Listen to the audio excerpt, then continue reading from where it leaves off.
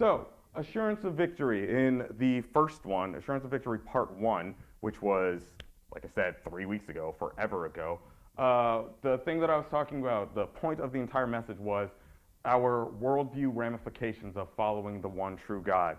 That being, if you do follow and believe the one true God, how that changes how you view the world and how you live your life, versus if you have a different form of belief.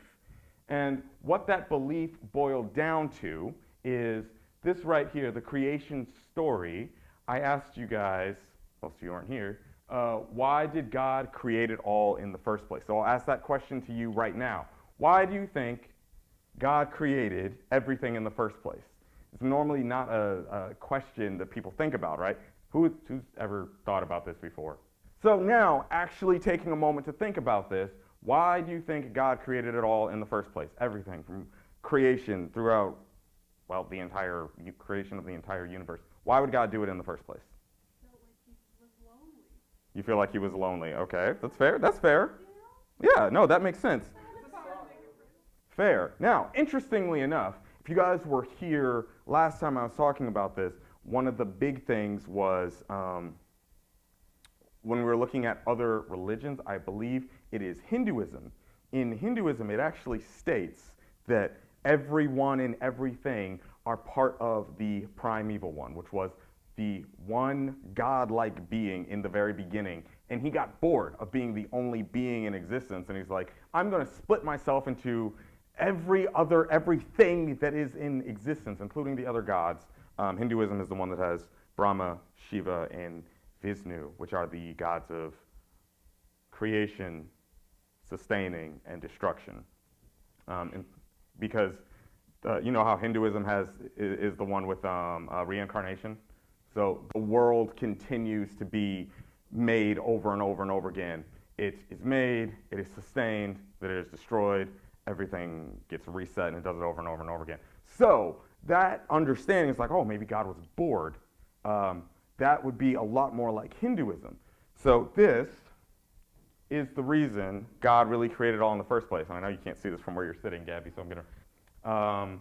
the triune God was in perfect relationship in and of himself, and he wanted to share that relationship with others. Angels could either be in perfect relationship with him or fallen. They could make one choice one time, choose to either be with God or choose to be against God. Humans were the very first and only thing to have a choice, where they can continuously choose God or not choose God. And choice is what equals a true and real relationship, all right? Think about it like this. When you choose to get into a relationship with someone, you are telling them, I choose you over everyone else. You tell it to my ex-girlfriends? Kyle, just listen. So sorry. Now, when God chooses us, he will never rescind that choice. But in order for it to be a true relationship, we have to constantly choose him as well and have the option to not choose him. If we didn't have the option to choose him, then it wouldn't be much of a relationship anyway. Make sense? Okay, so here's a couple things that we can understand about God and his desire to share in a relationship with us. There are many things about us that are designed after God, fashioned after God, because we are made in his image. We know this from Genesis 1:26. Then God said, let us make human beings in our own image to be like us. They will reign over the fish in the sea, the birds of the sky, and the livestock, all the wild animals on the earth, and the small animals that scurry along the ground. Made to rule like God. And then we have Genesis 5:2, which says, he created them male and female and blessed them and called them human, knowing that both men and women were created to be made in God's image, made to be like God, okay? This is a little goofy example of how we in and of ourselves have this desire in us to share good things. This is the do you have a cookie meme. I have a cookie. Nice. I have a multimillionaire cake factory. I've also discovered the cure for cancer and bought a house that says in a tropical island instead of on a tropical island, as if the house is like in the island. I just realized that. And he's like, well, do you have any cookies? No. He cracks the cookie and gives it to him because he realizes this cookie makes me happy. I want to share that happiness with other people. Literally, just like Kyle today in bringing his PlayStation. No, you don't have a cookie, you have a PlayStation. And you wanted to share it with us because it's fun for you, right? And you're like, I want other people to enjoy this. This is a God-like attribute. I want people to enjoy what I have as well. God, being in that perfect relationship in and of himself, wants to share that relationship with others. So, which I just stated before. So what we're going to do is quick recap that comparison to the other possible beliefs. So we have, this is Islam. The point of Islam is to do as many good deeds as you can to pave your way to Jannah, which is their paradise. And then in Hinduism, there's no purpose of it at all. Everyone is part of this bored God, and it really doesn't exactly matter how you live. I think in the Hindu belief, if you live badly, you get reincarnated as like a lesser creature each time. So, like, if you're a horrible, horrible human, you'll probably get reincarnated as like a snail or a fly. And then, yeah, and then someone will dump salt on you. What? Anyway, so then there's Buddhism, and the whole point of it is to become enlightened. Then the other possible beliefs, some of the other ones that we looked at last time, were things like evolution, and we're looking at the like your world ramifications of that. With evolution, the world sprang into existence against physics that we have. Like, it had to break physics to actually happen because it needed to happen. And then again, that would be more like Hinduism, where there's not much of a point to living because you came up by accident. And then there's intelligent design, where it was basically a super being who was like, why not? Why not make all of this stuff? And then just like leaves it to exist and goes and does something else. Yeah. Okay. So with all of this, with God being this, with God having created us to be in a love relationship with him, why in the world is the choice to follow God not easy? Why is there so much messed up stuff that goes on in the world while God did all of this stuff to be able to reach back to us? John 3:16, for God so loved the world that he gave his only son, that whoever believes should not perish, but have eternal life. So if God has tried all of this to be able to get back to us, why is all of this messed up stuff still going on in the world to make it? Because you'd imagine it's still, you can find anyone who's like not going to believe in God, right? If you just go talk to some of your friends at school, it's more difficult for them to start believing in God, right? The reason being, everything, all of the difficulties, all of the messed up stuff that happens in this world can be actually traced back to our enemy, the devil himself. This is a depiction of the fall of Lucifer. I'm not going to read this whole thing to you. If you are interested in the story of how Lucifer was the chief angel, number 2 to God, perfect in just about every way, and fell because of his pride, you can read Isaiah 14:12 through 17, or Ezekiel 28:14-17. You can ask me about those later if you want those references to read the story. It's actually kind of interesting. But instead of that, I am going to give you a depiction of a character who is so much like the devil. When I was going through this message 3 weeks ago, not this one, the prior message, I read you an excerpt from Amadeus, which is the story of Mozart. And his contemporary, Salieri, is a perfect picture of how the devil views us as human beings and how he views God. So I'm not going to read the entire excerpt again. I just want to grab the part where Salieri is talking to God about Mozart being so angry. And this is what Salieri says.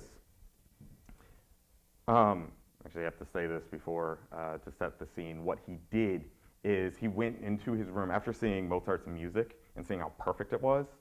He was just like completely heartbroken that Mozart was this perfect. So he goes away, goes into his room, grabs a crucifix off of his wall, and casts it into his fireplace. And then he says to God, "From now on, we are enemies, you and I, because you chose for your instrument a boastful, lustful, smutty, infantile boy, and gave me only the ability to recognize the incarnation.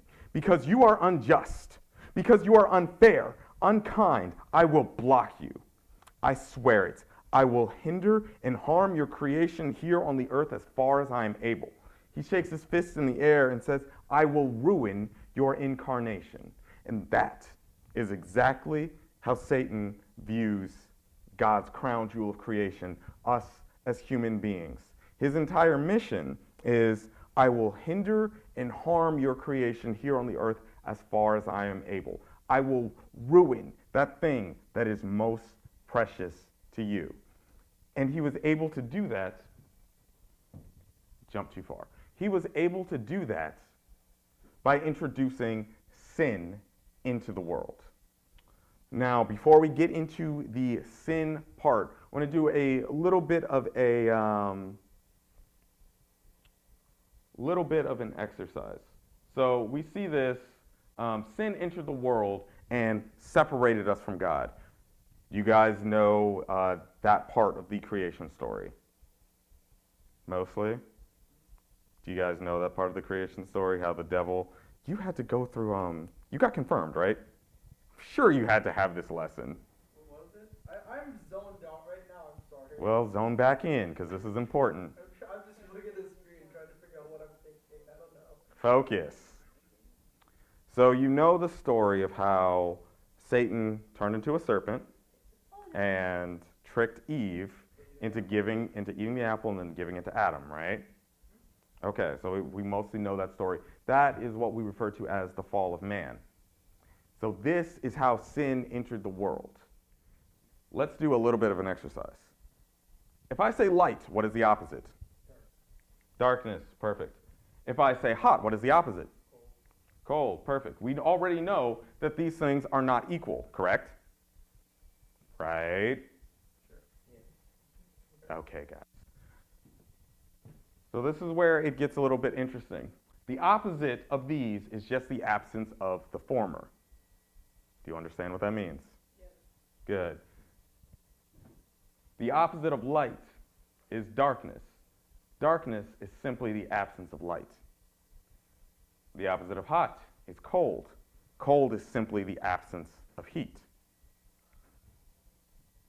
So this is the question. Is darkness an actual thing?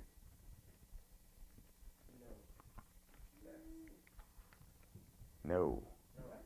Darkness is not actually a thing. And here is how I will show you that. So, this would work better if all the other lights weren't on, but when I take the light away, darkness comes in. I can gather light and send light to a certain place, right? I cannot gather darkness and move it.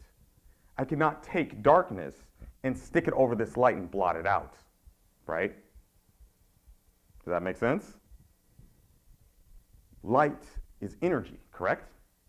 There is a wavelength of light that is actually traveling. Is there an actual tangible thing to darkness? Light is actually tangible. Light can be felt. Light can be touched. It can easily be touched if it was during the day and I go outside with a giant magnifying glass and turn it on you. It's going to burn. Light is actually tangible. Light is a thing. So, next question. Is hot a thing? I get one yes. Is hot a thing? Sure. Yes or no, Gabby? Yes, because you can feel You it. would have Mm-hmm. Heat. Good job. That is perfectly correct. Heat is actually a thing. So does that make cold a thing? No, because cold is simply the absence of heat. So we have, are you familiar with the term absolute zero? Yes. Absolute zero is when all vibration ceases. That is when there is no heat. Every single thing that you have ever come in contact with has a level of heat. Even an ice cube has a level of heat to it because it is not at absolute zero. There are still particles vibrating inside of an ice cube. The reason I'm doing this is to compare it to good and evil.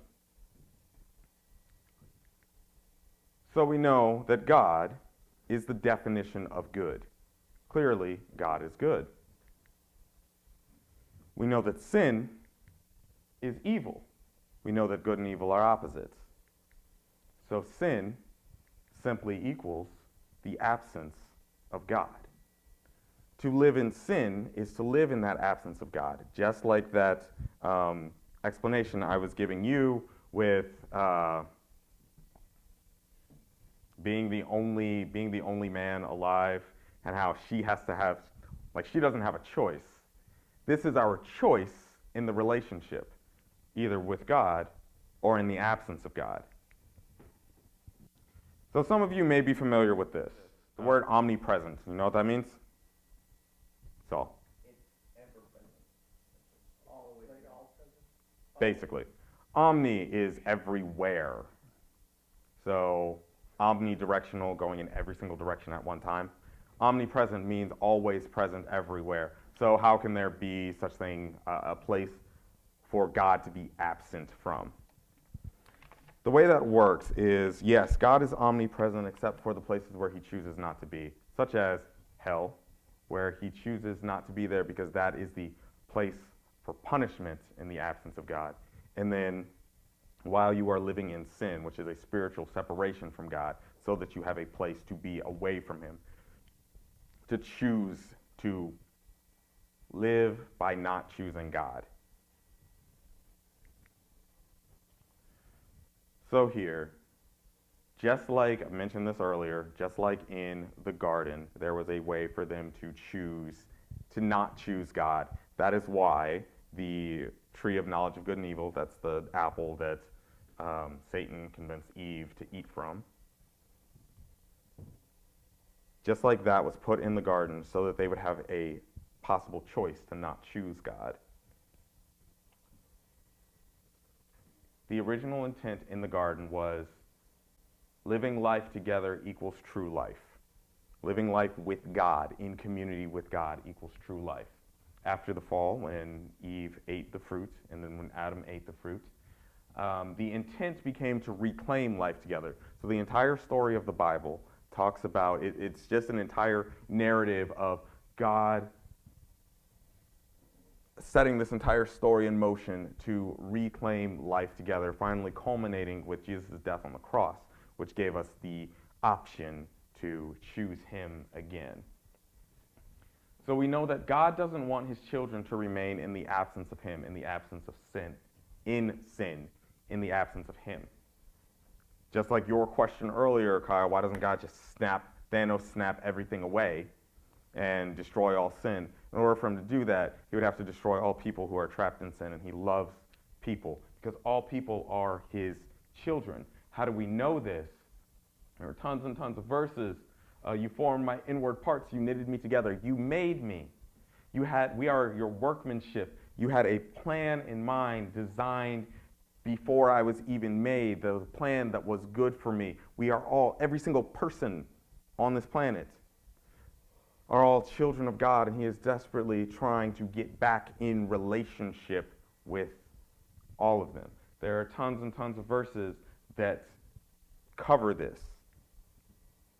And then this is a series of verses called Romans Road, which walks us through the gospel story, everything that God and Christ have been doing to get us to be back in relationship with him, because he desperately loves us and wants to be in that kind of relationship with us.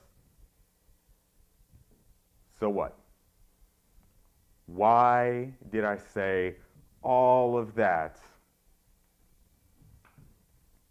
What is the point of God desperately loving us so much? Why am I trying to convey this to you?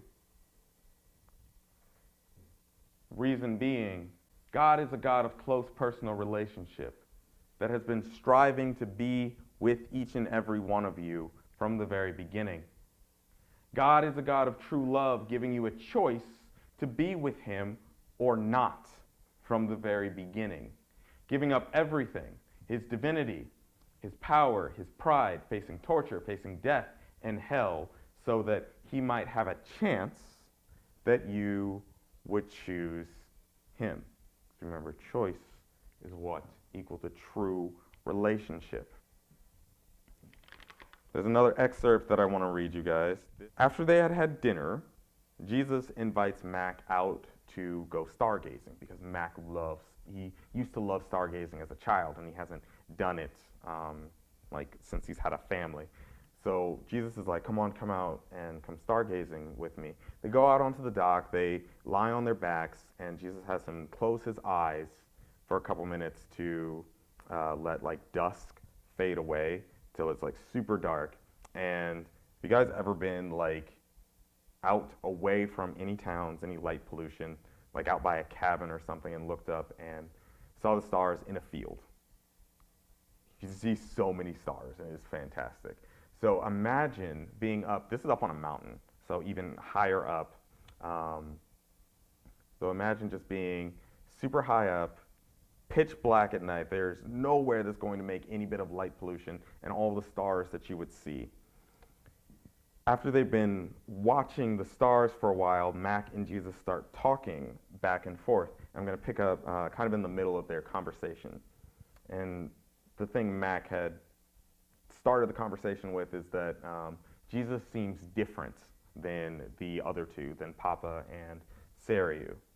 And Jesus' response was something about how he's human like him. Well, I'll pick up right there. This is Mac speaking. It's like I've always known you, but Papa isn't all what I expected from God. In Sariu, she's way out there. Jesus chuckled in the dark. Since I'm human, we have much in common to begin with. There was a silence for a minute while Mac pondered what Jesus had said. So then, where does that leave us? He felt as if he were asking the question for the entire human race. Right where you were intended to be, in the very center of our love and purpose. Again, a pause. And then Mac said, I suppose I can live with that. Jesus chuckled. I'm glad to hear that, he said, and they both laughed. Neither of them spoke for a time. Stillness had fallen like a blanket, and all Mac was really aware of was the sound of water lapping up against the dock. It was he who eventually broke the silence again. Jesus? Yes, Mackenzie? You once said, I don't really know you. It would be a lot easier if we could always talk like this. Admittedly, Mac, this is special. You were really stuck, and we wanted to help you crawl out of your pain.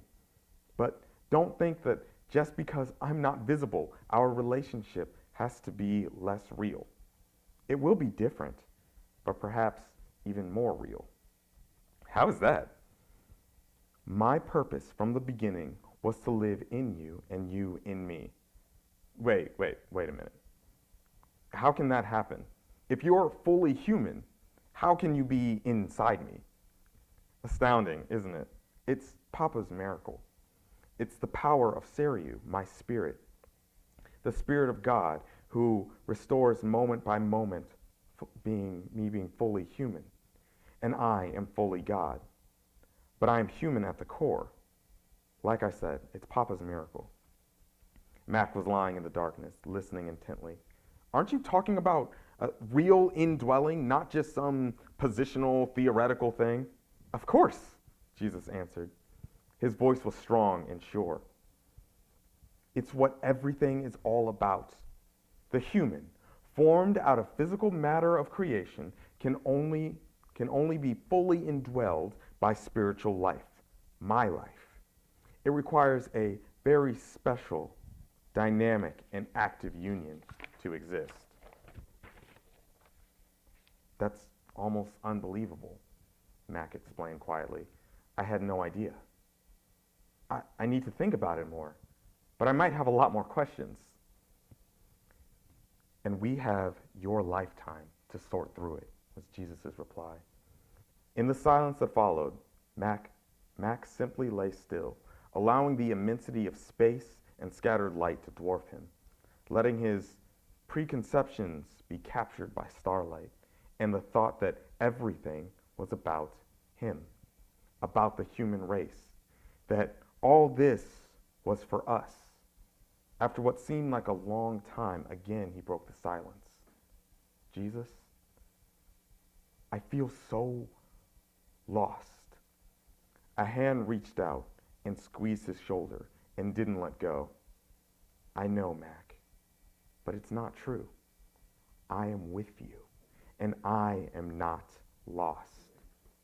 I'm sorry you feel that way, but hear me clearly. You are not lost. And this is the thing that I want you guys to take away from this. God, the triune God, the Father, the Son, the Holy Spirit, is a deeply relational God. And all that we have thought about when you think of church, when you think of Christianity, when you think of religion, so much of that has been so misconstrued and so against the actual relationship that God actually wants to have with each and every one of you. He wants to have this kind of relationship where you can actually sit and talk with him like Mac is talking with him on the dock. That's how personal of a relationship God wants for you. And I want each of you to think, do I have that close relationship? Because God can love you like nothing else. And his exploring that relationship is so, so worth it. So I want you guys to think about that tonight, throughout the rest of the week, and see where you actually are with God and where you actually want to be. The next part of the series is called God of Our Dreams. We are going to look at the God who really exists and really wants this relationship.